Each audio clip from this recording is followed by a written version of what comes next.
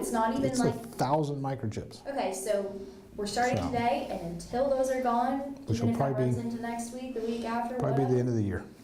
Okay, We wow. usually do about 1,000 microchip a year. Wow, okay. So, yeah. So why start this initiative now? Been wanting to do it for a while, and so we got them ordered. Everything came in a few weeks ago, so here we are. Okay, is there like is there a reason that it's this time of year, or is it just because this is when y'all have to get the This is when orders? we happen to get the order in. Fiscal year starts in October, so making the order and then getting 1,000 microchips delivered. It came in last month, so here we are. Okay, and what kind of resources and planning had to go into getting the microchips secured and then also being able to offer them for free? We just order them. Like I said, we already do over 1,000 a year anyway, so this was just a regular order for us. But we've been wanting to offer this as a free service for a while, so we decided to do it now. It just happened to be in conjunction with Smith County doing their thing right now as well, so perfect. Everybody get your pets microchipped. And have y'all offered free microchipping in the past? Yes. Okay. I've done it for free. We've done it, $5 a piece. It's normally $10. And so it's, it's not, it's not expensive to do it anyway. You should definitely come down, get your pet microchip. We'll do all the registration, everything. You don't have to do anything. All right, so let's talk about the process a little bit. Like people who don't know what microchipping is, can you So just walk me through that? It's an RFID chip. It's about the size of a grain of rice. It's actually implanted under the skin in the scruff of the neck of the animal. And it takes longer to talk about it than it does to actually do it. I mean, it's a very fast process. We'll have it done before you finish the paperwork.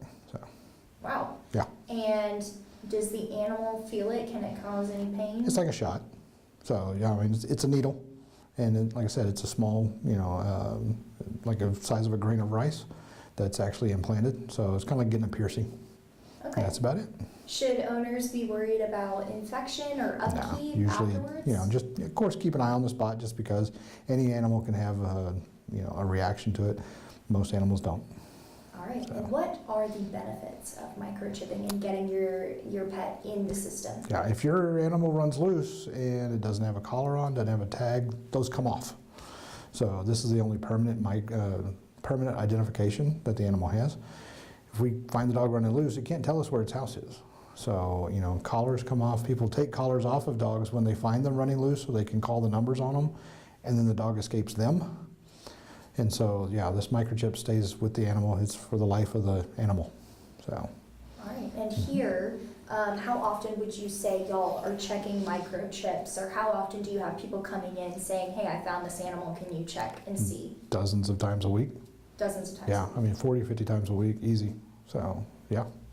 Okay. Yeah, And always get an animal checked for microchip. Our officers check in the field. That's one of the other things. It's kind of a benefit for us as well.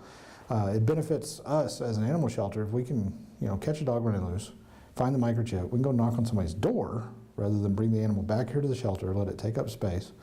It's so much easier just to, be able to do a field reclaim. Right now, about 15% of our reclaims are done in the field. They never come to the shelter because of microchipping. is that do you think that's a more recent statistic, or? No, that's since we've been doing it. We've been microchipping City of Tyler animals since 2015. And as soon as we started doing that in 2015, the reclaim rate went up 400%. Wow, So, yeah. 400%? Yeah, I mean, once the city took over the animal sheltering side of things in 2015, we robust microchipping program immediately, which the data suggests that's the best way to get euthanasia rates down is do microchipping, period. The more animals you can get back to their owner immediately, the less animals are in the shelter, the less space you need. So yeah, it all comes down to that. And I mean, I would assume this probably has an obvious answer, but are y'all experiencing tight quarters in the shelter No. and No. overcrowding or anything? No, we're not. You've got good shelter space? Mm-hmm. Okay. Sure do. Let's talk about how the registration system works. So Okay. what is being registered and what will go into the quote-unquote system? Okay, so the microchip itself, the RFID is a 15-digit number. So it's kind of like a serial number for your dog, basically. And whatever information you give us, name, address, phone numbers, multiple, email address, an emergency contact, something like that. We can put up to 7 phone numbers in the system. We can put multiple addresses if need be, emails, things like that, so that, we want to get the animals back to the owners. That's the point. Whether it's us or someone else, okay? Another agency picks the dog up, and we've registered the microchip. It helps that agency as well. That's one less dog they have to bring into their shelter. So the more places around East Texas that do this, the more that they have a robust microchipping system where all the animal shelters, all the animal rescues are actually microchipping and registering the animals. And the registration is the important part. Does you no good to put a microchip in a dog and then not register it. We see that a lot. Why is that? Don't know. I have no idea why people don't do this for their clients. That's so bizarre. Yeah. It's like, what's the point, right? Correct. If it's just sitting in there and there's no way to actually... Sometimes at least we can track it back to who it was sold to Okay. and ask them, hey, is this in your internal database? So I've done that with some local vets, that they microchip a dog and they hand them a postcard and say, fill this out and send it in. Well, nobody ever does that. Interesting. So here's the other thing. If your animal's already microchipped, bring it up here. Let us make sure the registration is correct and current, because people move. The last thing you're thinking about when you move is, I need to re-register my dog's microchip. People just don't think of that. They got other stuff going on, especially if it's a hurried move. If they have to move for a certain reason or whatever, make sure you're bringing your pet up here. Let us scan the microchip. We can re-register any brand of microchip. It does not matter who sold it. We can re-register it. All right. And this may seem like kind of a silly question, but dogs and cats are the only animals that can get microchipped, right? No. Okay, well, who else can be microchipped if you really wanted it? Guinea pigs, ferrets. You can actually microchip turtles. I'm not super comfortable doing that, but I know veterinarians that have microchip. There's a way to microchip a turtle, absolutely. I have not done that, and I'm not comfortable doing that because it's a reptile skin or amphibious. They're different, but yeah, you can microchip a turtle. It's kind of up near the clavicle or something. So. But yeah, you can. So we've microchipped geese, goats.